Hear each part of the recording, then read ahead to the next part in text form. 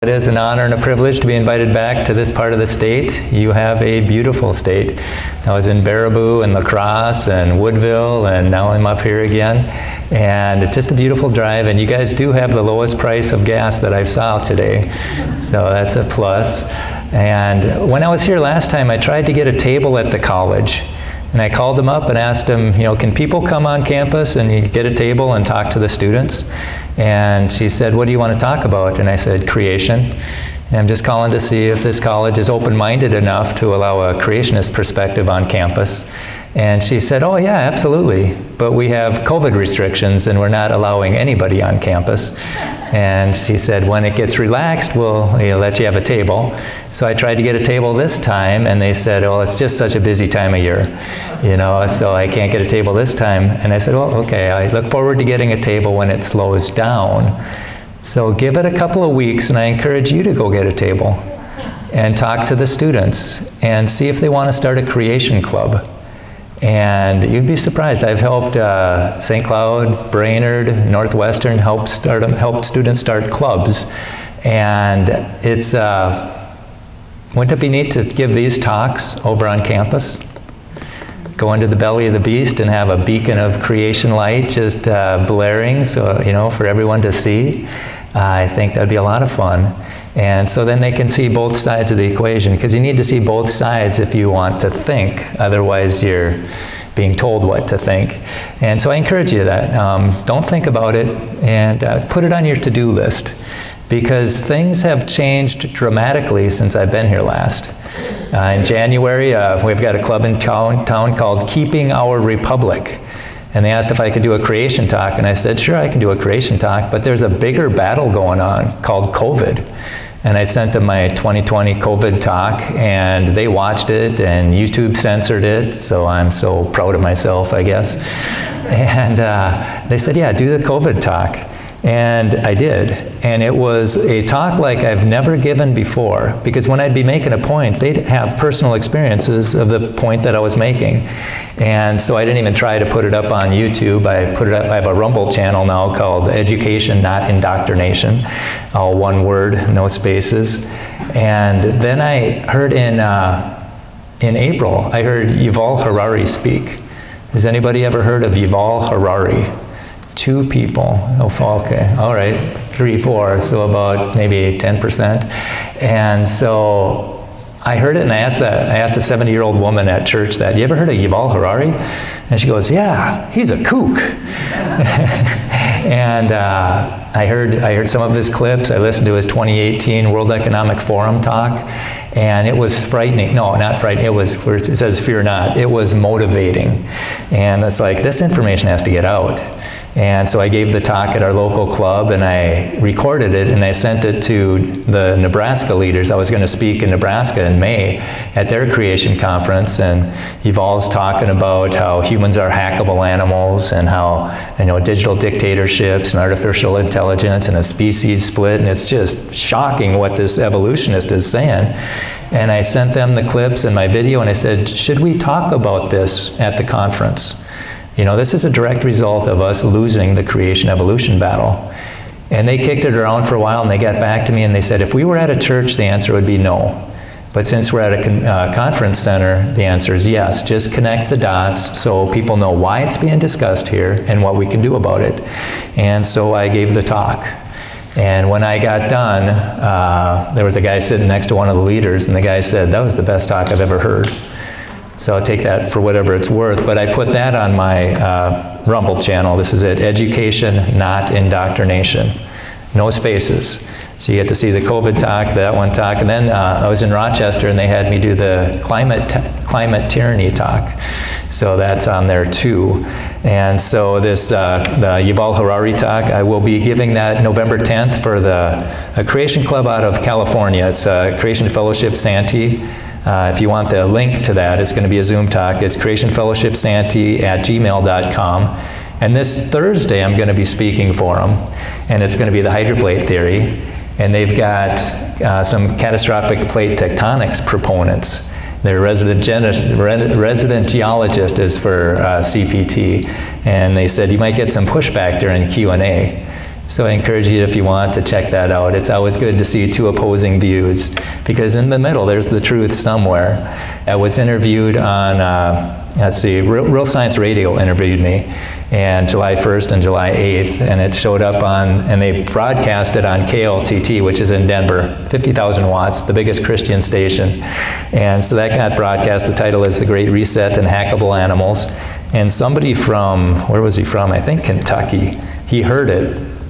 And he emailed the host, and it basically, he's binge watching the Solidify Your Faith videos. Can't stop, they are great. And that happened to my friend. He started watching my videos and he couldn't turn them off. He stayed up all night. So that's a shameless plug for my YouTube channel. It's called Solidify Your Faith. And also I was spent 2 weeks helping build a church. Who helped build this church? Raise your hand. You did the drywall or anything like that? Yeah, there's a lot of work. And and so when I was there, I was able to speak to some students that were going to the University of Chicago, Illinois, or University of Illinois, Chicago, and was able to talk to them. I'd been at the fair trying to get the truth out. They interviewed me, and I've been invited to speak in South Dakota for their Medical Freedom Rally. They've got a Hold Summit, Health Ownership and Liberty Development. So the creation has kind of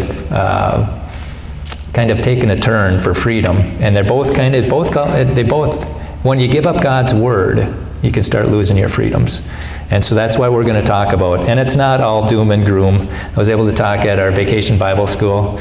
You know, good day, mates. Welcome to Australia. And we had a lot of fun. I taught them 3 questions. Question 1 was, how do you know that?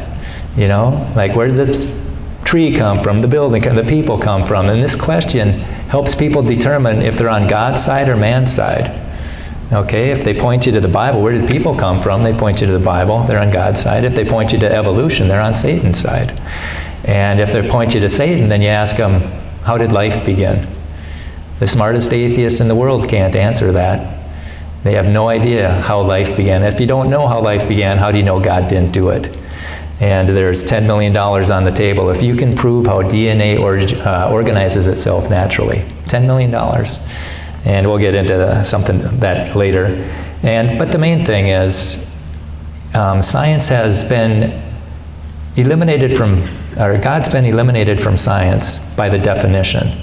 You know, I've got a ministry called Solidify Your Faith, where I help people solidify their faith in the Bible by looking at science. Because observational science actually supports the Bible, and it undermines evolution. You know, and you're thinking, well, if that's the case, how come it's wherever you look? You know, it's in the textbooks, the encyclopedias, National Geographic, the media, the museums, radio, it's everywhere. Well, there's 3 culprits: government, churches, and parents. And we're going to hit each one of them later on tonight. You know, parents who don't know or don't care what their kids are being taught, churches that don't believe God did what he said, or meant what he said, and government that pushes this godless dogma at every taxpayer-funded opportunity. So we'll talk about that.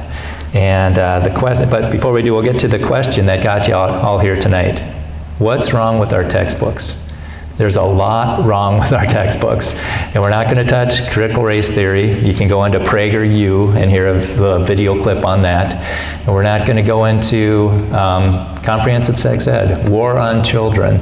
You can go into YouTube and check that out. It's very jaw-dropping what they're teaching kindergartners and 4th graders.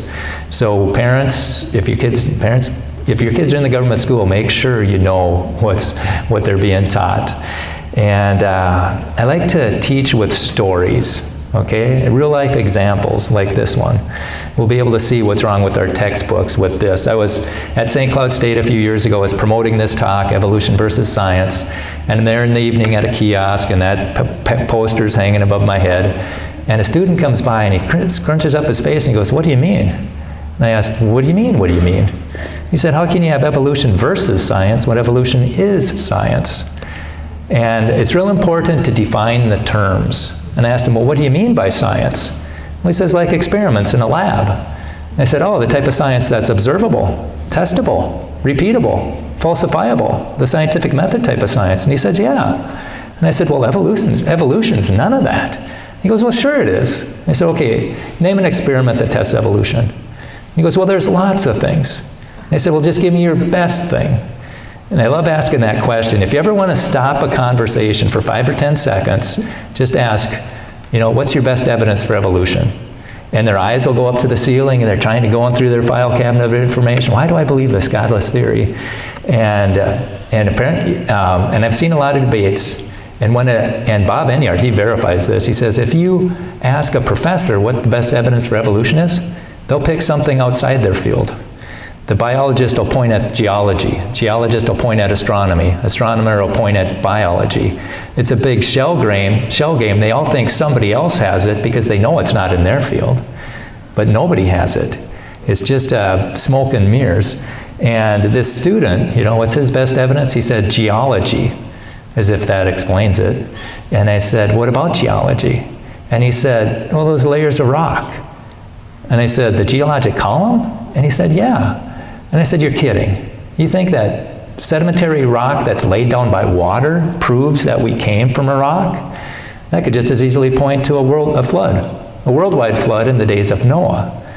But let's jump back half a step here. Why did I say it proves we came from a rock? Because whether they know it or not, that's what evolutionists believe. They think life came from a rock. And so let's just take a look at some of their textbooks here. And when they define God out of science, now they've painted themselves into a corner, and they have to believe that the laws of science do not work. So how did we get here? The universe is expanding in all directions, and it had to have a start from a single point. So what we have is an expanding galaxy. So they think it all came from a Big Bang. But it could also come from God created. In the beginning, God created the heaven and earth, and he stretched out the heavens. We both have the same data, but they can't allow for God. So they say the Big Bang theory states that all the matter and energy in the universe exploded outward from a single point. Well, now that violates the first law of thermodynamics. You can't create matter and or energy out of nothing. You can do one to the other and vice versa, and you can go into my science versus evolution talk and learn about that. But my question, and start asking questions in class. Hey, where did the single point come from? What was it? They got a lot of fancy words like singularity and cosmic egg and quantum fluctuation, all that stuff. Brian Young, he was speaking at Wayne State University, and a professor came up to him and said, you shouldn't even be here. You're taking your faith and your religion and you're passing it off as science and you're confusing the kids. And Brian said, well, sir, let me ask you can I ask you a question? And he said, sure. And he said, well, where did this singularity, where did the matter come from for the Big Bang? That supposedly had all the matter and all the universe in this single point. You call it a cosmic egg or whatever. And the professor says, we don't know. Science has no explanation. Science has no explanation for where that came from? He says, no, not yet. And then he said, so what you're telling me, professor, is that you believe it by faith. And the professor didn't like to hear it, but that's what it is. They believe it by faith. Science is observation and testing. We can't observe and test that. And during the Bill Nye Ken Ham debate, anybody see that? Man, we rented out a room at St. Cloud State, and we invited all the students, and we packed all the chairs. We got all the chairs from the next room, packed them. And we had people in the front watching it on the monitor. People are interested in this. So again, talk to the students, get a table, let's start a club. But during Q&A, the question was asked to Bill Nye, where did the matter come from for the Big Bang? And Bill Nye, don't know, it's a mystery. That's why we do science. And then Ken Ham, well, Bill, there is a book that tells us where matter came from. And then 2 questions later, how did consciousness come from matter? Don't know, it's a mystery. Bill, there is a book that tells us. And so I encourage people to watch that. It's pretty funny. And I give Bill Nye a lot of credit because he stepped up to the microphone. A lot of evolutionists will not do it. Bill Nye had the credit to do it, and I appreciate that about him. But you can go into cosmologystatement.org or .com, because sometimes they take down .org, and it says, and this is signed by hundreds of scientists, astronomers, the Big Bang today relies on a growing number of hypothetical entities, things which we have never observed, inflation, dark matter, dark energy, and are the most prominent examples. Without them, there would be a fatal contradiction between observations made by astronomers and the predictions of the Big Bang. Right, and then it goes on to say, but you only get funding for the Big Bang research. You don't get funding for anything else. And that happens a lot. So what's happening? They think 75% of the universe is dark energy and 21% is dark matter. So they've never observed any of them. And so we only have normal matter 4%. So their theory can't explain 96%. I think if your theory that's supposed to explain everything can only explain 4%, I think it's time for a new theory. But let's take a look at this earth science. You're going to get earth science. Typically in Minnesota, it's 8th grade earth science, 10th grade biology, and that's where kids really start doubting their faith because they're teaching this as dogma. Where do stars come from? A star forms inside a cloud of gas and dust called a nebula. Not might have, not could have, not a fuzzy word. It's a declarative statement. They're saying that that's a fact. But that's what it says in the textbook. But that's not what it says in the scientific journals. They're violating Boyle's law. And again, go back to evolution versus science. But in this science issue, it says the silent embarrassment of modern astrophysics is that we do not know how even a single one of these stars managed to form. There's no lack of ideas, of course. We just can't substantiate them. And this is in science again. The formation of stars is one of the most fundamental problems in astrophysics. No current model can reproduce all the observations. That's not what it said in the textbook, right? And but there is a model that can explain it. The heavens declare the glory of God, and He made the stars also.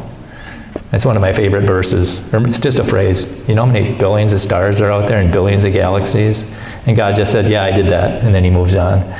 And then it says, the evidence does not support their theory. Because if the universe were billions of years old, we'd see countless millions of exploding star remnants, supernova remnants, from all the stars that had died over the eons, but we don't.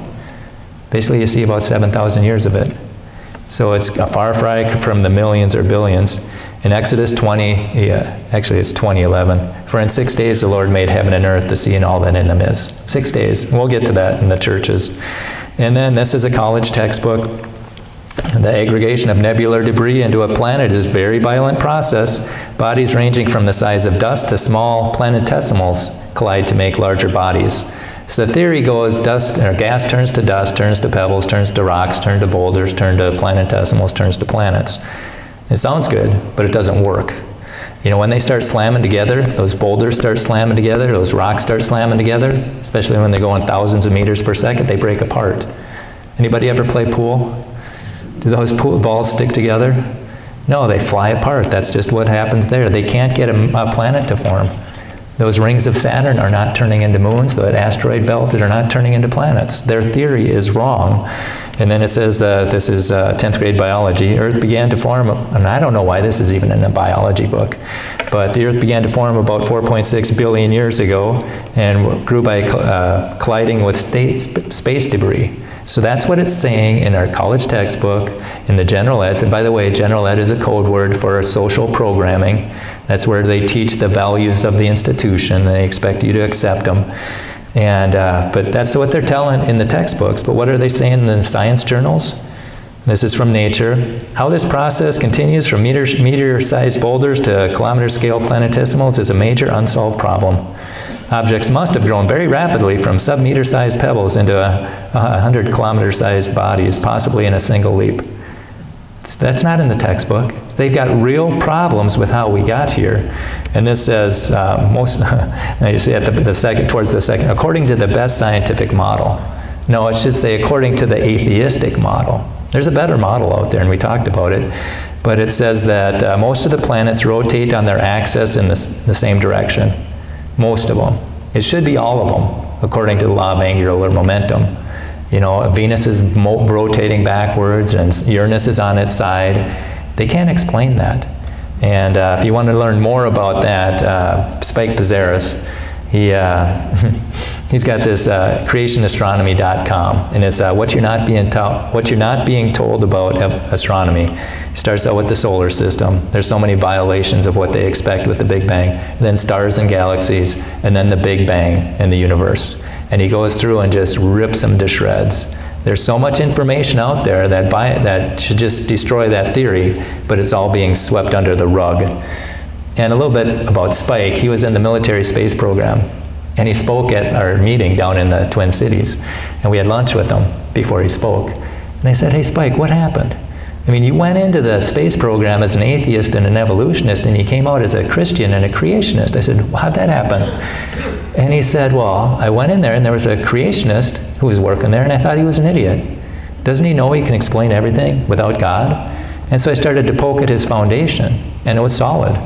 And he started to poke back at mine, and it crumbled. And I said, hey, Spike, did he ask you anything that just stopped you in your tracks, just made you stop and think? And he said, yeah. He asked me, how do you believe in the Big Bang and the laws of physics at the same time? You can't do that. Matter from nothing violates one of those laws, and then it organizes itself violating another law.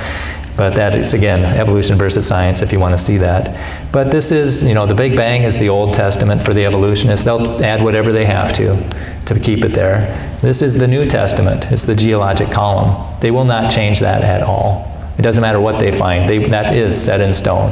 And by the way, they layered all those, and they had the dates by, 1879. The same year the light bulb was was invented. So this is put together with horse and buggy technology. And so how did we get life? Okay? And how are you going to get kids to believe that life came from non-life? You're going to show them this Miller-Urey experiment. Now notice that. It says, the results were spectacular. They produced 21 amino acids, building blocks of proteins. Well, an amino acid, that's a long way from life. That's not even a protein. That's like, hey, I found this screw. That's a building block of a space shuttle. There's a lot they're missing.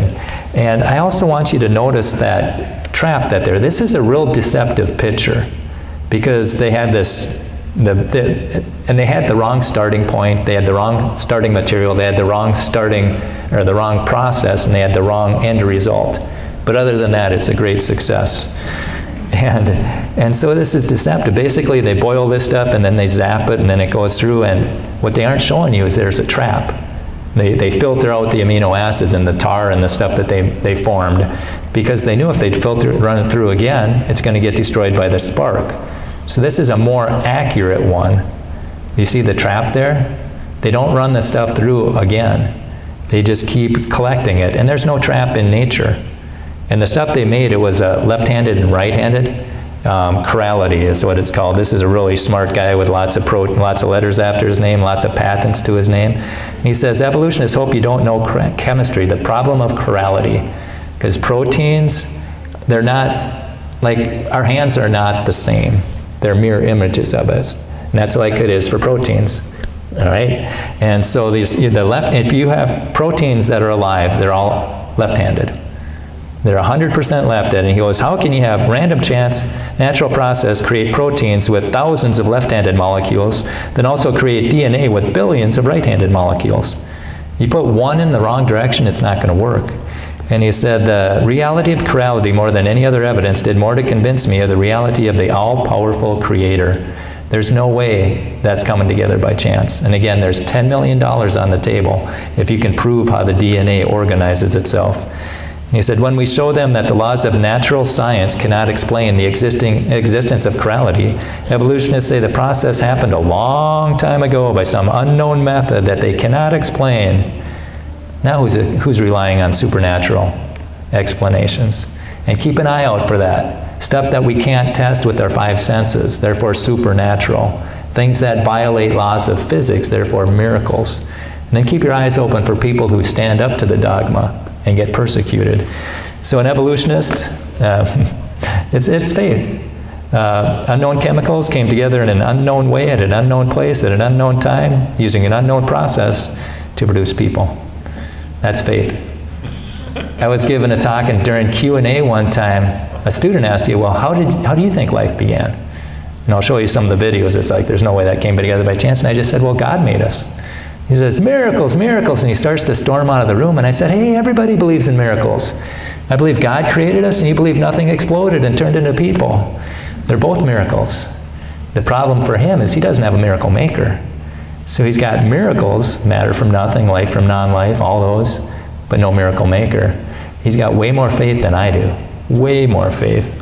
All right, so the scientist goes on, evolution can give you a theory that might on the surface seem possible, but when the true science gets involved and scientists start asking questions, the problems of this false logic of the theory become apparent. This is why evolution just hopes you don't know chemistry. But you start asking too many of those questions, you might lose your job. See, that's the next thing, they'll censor you. So, but let's just take a look at what's happening 1 trillion times over in your cells. Cells are full of specialized components that perform functions vital to their existence.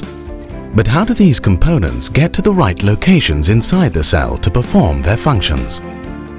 For larger components, a transportation system is needed. Meet the kinesin. Masterpieces of microengineering, kinesins are miniature motorized machines that carry cargo from one part of the cell to another, walking along self-assembling highways called microtubules. And I saw that and I thought, how do those microtubules know where to go so it ends up in the right place? And my son saw that, it's like, where do they get the energy to move? That brings us to ATP synthase. It's been called one of the wonders of the molecular world, an amazing nanoscale machine. ATP synthase is a high-tech micromolecular power generator inside the cells of your body. It generates adenosine triphosphate, or ATP, an energy molecule that provides fuel that every one of your cells needs to function. Without this fuel, your cells will cease operation, and so will you. So without it, you're going to die. Your cells are going to die, and so will you. Question, how did we live before that evolved? And that's incredibly complex. I'll look at all those what's a clear, I was at the Votech one time, and I was promoting one of my talks, and I didn't know if I could get it. The free speech zone is out in the middle of nowhere. It's worthless. And I didn't think I could get a kiosk, and so I just went to their lunchroom and ordered lunch. And I'm eating at lunch, and I'm sitting at the table right by the door. And I got that monkey poster. I don't know if you saw it on the way in. I taped that to my table. And I'm talking to, and people came up and talked to me. I was promoting the talk. And this woman came up and she was trying to make points for evolution, and I was making points for creation. And I said, if you went out to your car and you popped the hood, would you think that engine evolved? And she said, yeah, science has evolved to make that engine. And I said, no, not science evolved. Do you think that engine evolved?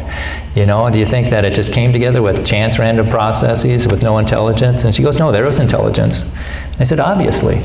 You know, a dead giveaway for intelligence is multiple parts working together with precision timing for a purpose. And she goes, yeah, she agreed. And so guess what? Multiple parts working together with precision timing for a purpose. And she ended up leaving, and a student came up to me and she said, do you know who that was? I said, no idea. She said, that was the biggest, baddest atheist we have on campus. And she said, and you kicked her butt. She said, I was texting your comments to my friends. And it wasn't that I was smarter than her, it's just that I was right. When you agree with God, you're right. When you disagree with God, you're wrong. And she has way more faith than I do. But now look at these multiple parts working together with precision timing. ATP synthase machine has many parts we recognize from human-designed technology. A rotor, a stator, a drive shaft, and other basic components of a rotary engine. The ATP synthase is one of thousands of elegantly designed molecular machines inside your cells that make your life and all known life possible. ATP synthase, an example of intelligent design. Yeah, what's the chance of that happening? And you can't start life in water. Life needs water to live, but you can't start life in water because water breaks apart the molecules. And they brought that out on Real Science Radio. I encourage, that's one of my favorite sites. But yeah, and people, I mean, what are the chances of that coming together? You know, it's incredible. You know, there's just no way. But I was talking to a guy on Thursday night and says, well, with all the billions of planets and all this stuff, you know, it had to happen again. You know, and it's like, okay, how many loads of laundry have been done? You know, probably billions, if not trillions, and dried. And it's like, how many times did somebody open up the dryer and it was all folded up, and all the socks were paired? You know, it's never going to happen. I don't care how many trillions of times you do it. It's never going to, that law of, you know, he's going on infinite probability, that's his theory. But no, it's just not going to happen. And don't tell creationists, but scientists don't have a clue how life began. This is from Scientific America. And they don't. Francis Crick, he won the DNA, and won the Nobel Prize for the DNA molecule. He was dissatisfied with conventional theories of life's beginning because he realized there's no way this came together by chance. He conjectured that aliens came to life in a spaceship. So he didn't put his faith in God, he put his faith in aliens. This doesn't answer the problem, it just punts it to another. It makes it worse, actually. If life can't form here, how did it form there? And now you got to have space travel in there. It's just made it worse. But they'll do everything. They'll make all these rescuing devices. And there was $1 million on the table if you could prove how life began. It was on the table for 13 years. And nobody could do it, so they took it down. But they didn't take that theory down now, did they? And again, if you go into Evo2, I think, .org or .com, there's $10 million. Again, $10 million on the table. Just prove how the DNA organized itself. You know, they can't do it. But how do you get kids to believe that life came from non-life? I mean, this is the law of biogenesis. It says that all living things come from other living things. You know, that seems very reasonable. But there used to be one time when spontaneous generation was taught, where life came from non-life. You want to make mice? Just throw some rags and corn in the corner, you'll make mice. You want to make maggots? Just leave some meat on the table. And they taught that for hundreds, if not thousands of years. And then Pasteur, he did, I think it was Pasteur, he did an experiment that proved it wrong. But what are they going to tell the kids? Now, okay, now there's this thing called fuzzy words. Words that try to get an idea across, but they don't have any evidence to back it up. So let's look at this first living cell, see if we find any fuzzy words. Although lacking direct evidence of the first cells, scientists make some inferences. First, many scientists think that little or no oxygen existed on early Earth. Second, the oldest fossils are thought to be cells the size and shape of some of the prokaryotes. Finally, the first cells might have developed in an environment filled with organic molecules or food. Thus, the cells were probably a bunch of big words. A lot of fuzzy words there. And when you see fuzzy words, just mentally cross out that sentence. That's not science, that's not science, that's not science, that's just imagination. So what do they have for the first living cell? Zippity-doo-dah. They don't have anything. So just throw that whole paragraph, that whole chapter out. And it doesn't get any better. This is a general ed textbook. I have it out on the table. You can see this, all these fuzzy words, you know, as the best we can surmise. One of them is our best guess. But here it is. The young earth was too hot for life. And at the top it says, to the best of our knowledge. It should say, to the best of our atheistic knowledge. And then it goes on for 3 paragraphs saying how life couldn't evolve. But then down in paragraph 4, it says, somehow, despite the harsh environment, living organisms appeared about 3.8 billion years ago. Somehow. Is that a scientific word? No, somehow. Somehow. And then you go into the paragraph above it, it said it rained on the rock for millions of years. So whether they know it or not, evolutionists believe we came from rocks. And they'll say, then a miracle occurred. They throw this at creationists all the time. Then a miracle occurred. Well, I'm throwing it right back at the evolutionist. I think you should be a little more specific there in paragraph 4. Somehow could you clarify that? But that brings us back to this talk. I'm talking to the student, and that's why I said, you know, it proves that we came from a rock, because that's what they believe. And we're talking back and forth, and he says, well, what makes the most sense? And I said, exactly. That you were created by God, or that hydrogen and helium turn into people. And we kept talking, and at the very end, because hydrogen and helium, that's what the Big Bang made. Okay? The Big Bang. Hydrogen and helium, they believe that turns into people. That's way more faith than I got. And at the very end, he said, well, I'm going to think about this. And that's a hallelujah breakdown moment. Because to think, you need to see both sides. Up until this point in his life, he's only been seeing one side. And I wrote an article on Substack, beware of one hand clapping, because there's 2 sides to every story. If you only see one side over and over and over again, it's probably because the other side is being censored by those in power because they can't handle the truth. And that's been happening for decades in the creation movement. And these last 2 years, we've been seeing it in the medical field too. So anyhow, he's going to get all the information, and he's got to think. So the origin of life, somehow. That's not science. I'm saying get that out of there. All these red lines, all these things that connect everything together, the stuff in the blue is science. That's observable. All that red stuff, that's imagination. All that blue stuff, that's imagination. They don't have any transitional fossils. And even Darwin, he said, if my theory be true, innumerable transitional forms must have existed. Why do we not find them embedded in countless numbers in the crust of the earth? Well, I think the first part explains that, Charles. If my theory be true, you don't find it because your theory is false. And so they don't have any evidence. So they came up with when I meet an evolutionist, I like to ask, well, what denomination are you? Are you a gradualist like Darwin, or a slow gradual? Or are you, what is the other one? Punctuated equilibrium. They had a hopeful monster. That was too liberal, though. And Darwin, he's the conservative, hopeful monster. That's where it all happened all at once. That's Goldschmidt. And that's liberal. But the moderate one is punctuated equilibrium by Gould here. And he says the extreme rarity of transitional forms in the fossil record persists as a trade secret of paleontology. And this on Colin Paterson's, they asked him why he didn't put any transitional fossils in his book, and he had access to all those fossils, and senior paleontologist in Britain. He says, I will lay down the line, there's not one such fossil for which one might make a watertight argument. And we're going to take a look at a few of them. And so what do they tell you in the textbook? They say, this is the 10th grade biology, there is also significant uncertainty about exactly how life began. Yeah, you think? There's a lot of uncertainty there. But what do they say next? However, any questions that remain are about how evolution works, not whether evolution occurred.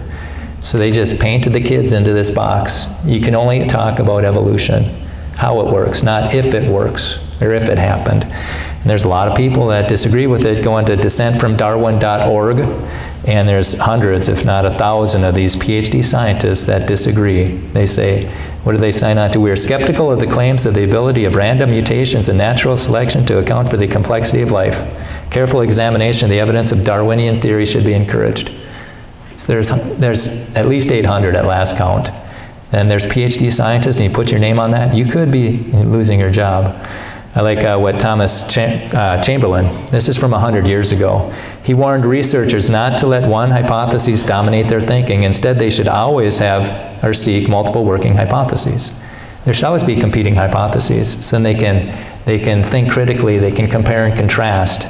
But that's not what happens with evolution. Evolutionism, the belief that hydrogen and helium eventually turn into people. We covered that. And I wish somebody would have talked to me when I was that student's age. Because back then, I'd heard about the Big Bang and the Garden of Eden and Adam and Eve and ape-like ancestors and Noah's Ark and dinosaurs, and it didn't make any sense to me. But it's like the man who was asked, what's the difference between ignorance and apathy? He said, I don't know and I don't care. And he was right, and that's what I was. I didn't know how to put this puzzle together, and I didn't care. I was in freshman year of social science, and they're talking about Lucy, our supposed ape-like ancestor.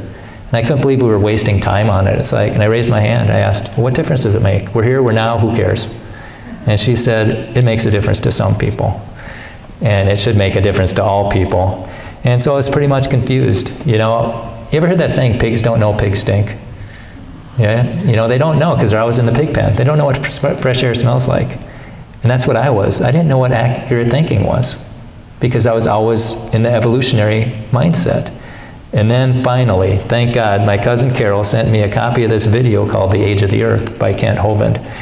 And I realized, watching that, the Bible's true and evolution's false. And we're not putting one puzzle together here. We're putting two puzzles together. The key is to separate the pieces. Some are based on God's word and some are based on man's word. Right? One of them's true and one of them's false. And I really enjoy helping people figure out which one's true and which one's false. But how did I get to that point? A lot of government education. All right? I looked through these textbooks and all these textbooks, and it's godless. And it's like, well, I should have been in church and got a biblical perspective. Well, I went to church every Sunday of my life for 32 years, and I didn't know what the gospel was. See, and they didn't teach about creation, I think. And the problem we have, a lot of our seminaries and Christian colleges teach some form of evolution. Baylor, BYU, Notre Dame, TCU, they all teach evolution, some forms. It's basically said God didn't do what he said, or he didn't mean what he said. Well, if he didn't mean what he said about creation, how can we believe him when he says about marriage, or gender, or salvation? So we need to get pastors going back to standing on the authority of the Word of God, and stop trying to squeeze a godless theory into the Bible. The scientific methodology, scientific methodology involves observing and asking questions, and also has controlled experiments, and you don't have any of that with evolution. And so you got 123 pages on evolution out of about a 500 or 600 page book. So they're getting all that evolution. Here's another one. Look at all that evolution. No more evolution. Did they talk about creation? Did they even mention it? Not at all. Beware of one hand clapping. You're not getting all the information. And this is how they do it. By the definition, scientific knowledge is limited to physical explanations for observable events in the natural world. Physical explanations. Well, guess what? He's using a non-physical idea to tell us all that we can use as physical explanations. And there was one time a guy said, there is no truth. And so I asked him, is that true? You know? And if you can only use your 5 knowledges, that's how you determine truth. Well, which one of your senses told you that? Did you feel it? Did you test it? Did you taste it? Did you smell it? Did you hear it? And it's just their worldview. The guy who interviewed me in July, he said, you know, the leftists, they live in a constant state of hypocrisy. They just constantly undermine themselves. And this book says that scientists propose explanations that are based on evidence. They don't have any evidence, not scientific evidence. They got a lot of hand-waving and imagination. And it says one goal of science is to provide natural explanations, events in the natural world, and that eliminates God. It should eliminate evolution in the Big Bang too, because it's not observable.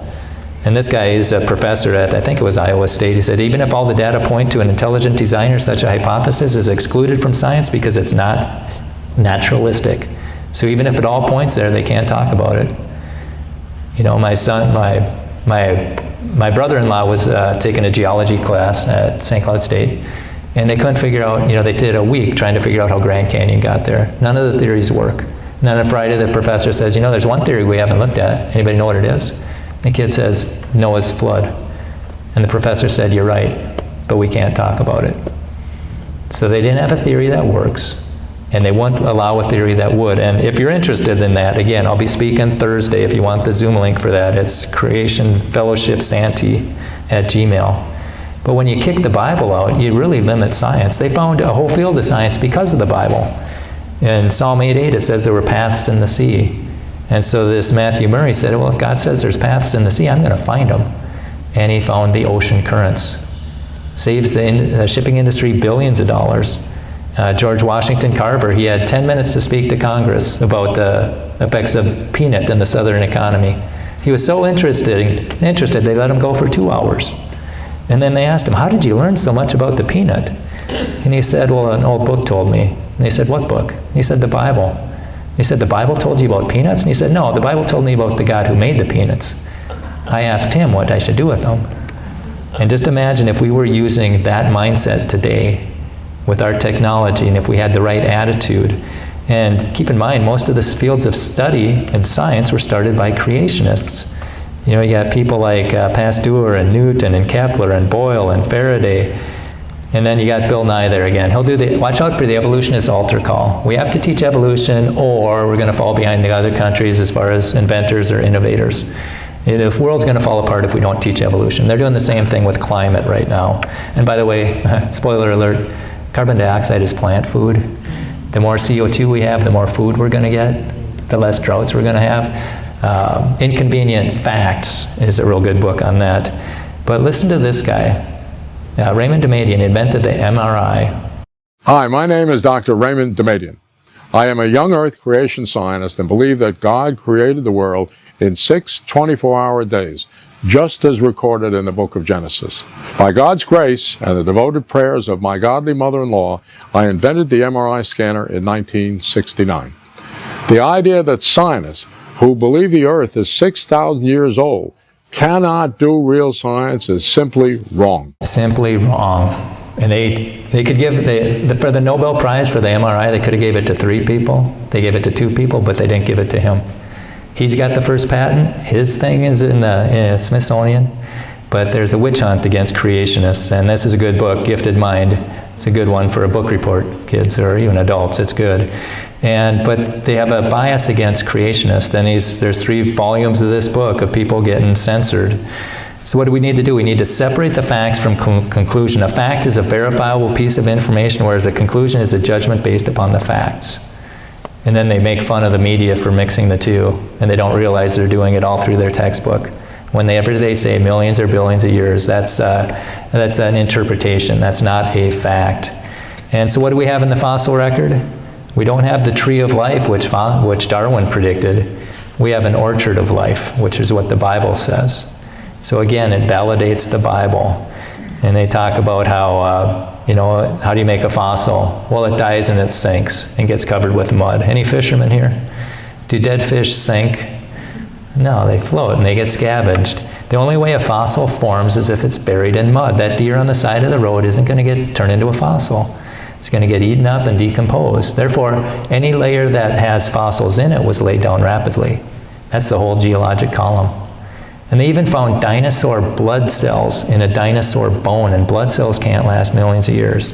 So that just destroys that geologic column, and I'll let her explain it herself. Is that amazing to find this kind of soft tissue in a fossil this old? And what can the soft tissue really tell us? Well, it's very amazing. It's utterly shocking, actually, because it flies in the face of everything that we understand about how tissues and cells degrade.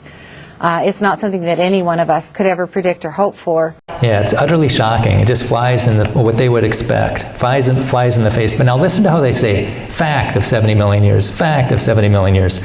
No, that's an opinion. But they want to pound that into your head. It's a TV program. They call it a program for a reason. They're programming us. Is the fact that this stuff was fossilized as it was, of 70 million years old, you don't expect to find soft tissue, do you? Not at all. No. It was utterly shocking. So you have to sort of rewrite the book as far as fossilization goes, I assume. Well, that's the exciting part for me. I've always been very intrigued by how things change in going from a living being to part of the rock record. And like I said, a lot of our science doesn't allow for this. All of the chemistry and all of the molecular breakdown experiments that we've done don't allow for this. So if this material turns out to be actual remnants of the dinosaur, then yes, I think we will have to do some certainly rethinking of some of the basics of the model of fossilization. So science doesn't allow for it. But instead of changing the date of the dinosaurs, make it thousands instead of millions and everything fits, they're questioning everything else. See, the dinosaurs, that's part of their New Testament, the geologic column. How do they know they lived 65 million years ago? It's because it's in that layer. How do they know that layer is 65 million years old? Well, because it's got dinosaurs in it. They use circular reasoning, and they also put lies in the textbook, or used to. Haeckel's drawings. He used to say, see, we're going through our evolutionary heritage right there, but it was a fraud. Worst case of scientific fraud, deliberately misleading. These are fakes. And the science book says, evolutionary theory offers some of the most logical explanations for similarities and patterns of development. Well, they aren't similar. They're telling the kids that it is, but they're not. And then it'll say that, that people can't tell them apart. But what's really happening? If you go back earlier in development, the different classes of vertebrates look even more different. According to Wells, Haeckel, and many modern textbooks, mislead students not just because of faked drawings, but because they leave out the earliest stages of embryonic development. What students are shown as the first stage of embryonic development is actually the mid-stage. And very few textbooks show those earliest stages, and yet that's the whole point. It's the earliest stages that are supposed to be the most similar, and they're not. Some textbooks actually use photographs of embryos, but they pick only that stage and those classes that happen to look most similar. And they omit the earlier stages, and they omit those classes that don't look similar. So that, to me, is picking the evidence very carefully to support the theory, and that's not good science. That's not good science. And we'll take a look at the whale evolution. I was at St. Cloud State, and I asked an evolutionist what's his best evidence for evolution. And he said all the Neanderthals and stuff. And then he said the whale also. Let's take a look at that whale that shows up in these textbooks, Rhodocetus. And keep in mind, Michigan's museum has it with a tail. Okay, let's listen to what he found.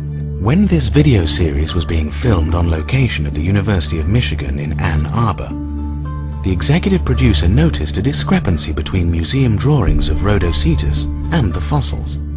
The reconstruction of Rhodositus had a whale fluke, but there were no fossils of the tail to confirm this. Dr. Phil Gingrich, the scientist responsible for the discovery and reconstruction of Rhodositus, was questioned how he knew there was a whale fluke on Rhodositus, since that part of the fossil was missing. What was the reasoning that the scientists think there was a fluke on Rhodositus based on the other pieces of anatomy?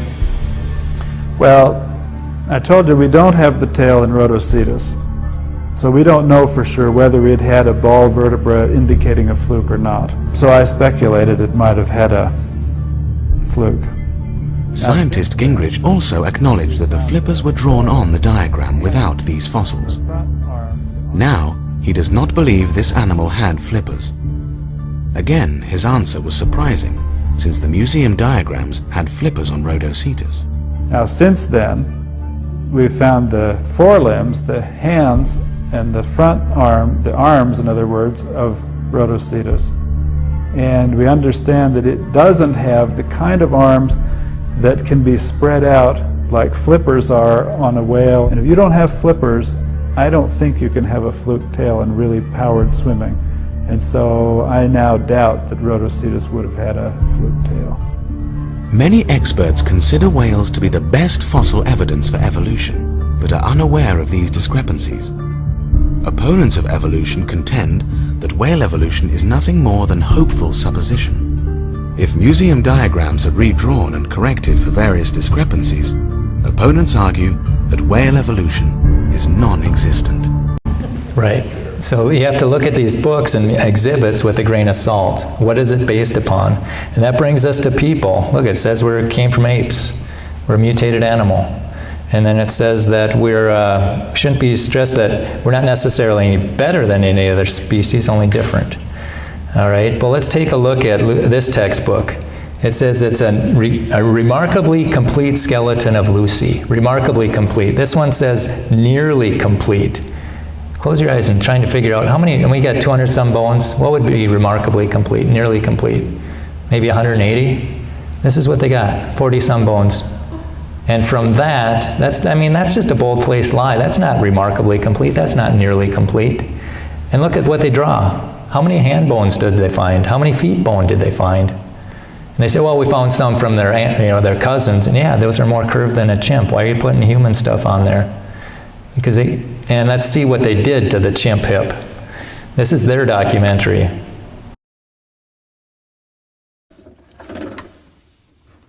Superficially, her hip resembled a chimpanzee's, which meant that Lucy couldn't possibly have walked like a modern human. But Lovejoy noticed something odd about the way the bones had been fossilized. When I put the two parts of the pelvis together that we had, this part of the pelvis has pressed so hard and so completely into this one that it caused it to be broken into a series of individual pieces which were then fused together in later fossilization. You don't get fused back together after you're dead. It stays apart. After Lucy died, some of her bones lying in the mud must have been crushed or broken, perhaps by animals browsing at the lakeshore. This has caused the two bones, in fact, to fit together so well that they're in an anatomically impossible position. The perfect fit was an illusion that made Lucy's hip bones seem to flare out like a chimp's. But all was not lost. So it looks like a chimp's, right? But all was not lost. If I told you, you wouldn't believe me, so I'll show you what he did.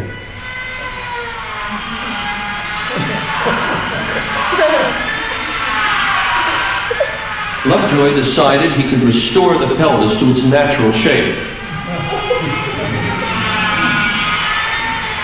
He didn't want to tamper with the original, so he made a copy in plaster.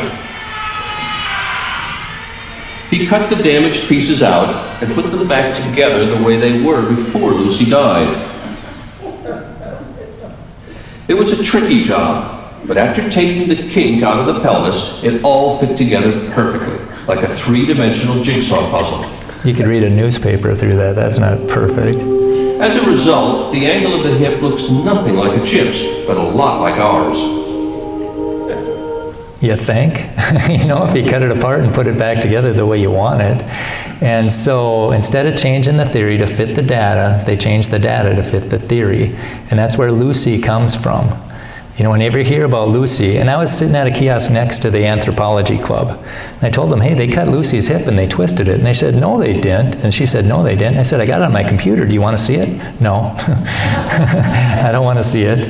And so this guy sums it up. In fact, evolution became, in a sense, a scientific religion. Almost all scientists have accepted it, and many are prepared to bend their observations. Yeah, they certainly are. And this guy says basically our willingness to accept scientific claims that are against common sense is the key to understanding of the real struggle between science and the supernatural. We take the side of science in spite of the patent absurdity of some of the constructs. We have a priori commitment to materialism. No matter how counterintuitive, no matter how mystifying to the uninitiated. Moreover, that materialism is absolute. We cannot allow a divine foot in the door. So that's what's wrong with our textbooks. And the government's pushing it at the kids. They can't allow it. And I think I've run out of time. So as he's coming up here, yeah, I'm all done. But what's wrong with the government? They're forcing this on the kids, and if you speak out, you could get fired. What's wrong with our churches? They don't believe what God said. They're teaching some form of evolution. And what's wrong with the parents? We aren't aware of what's being taught in the schools. And so what can we do about it? We can start creation clubs, and we'll get into that later during Q&A.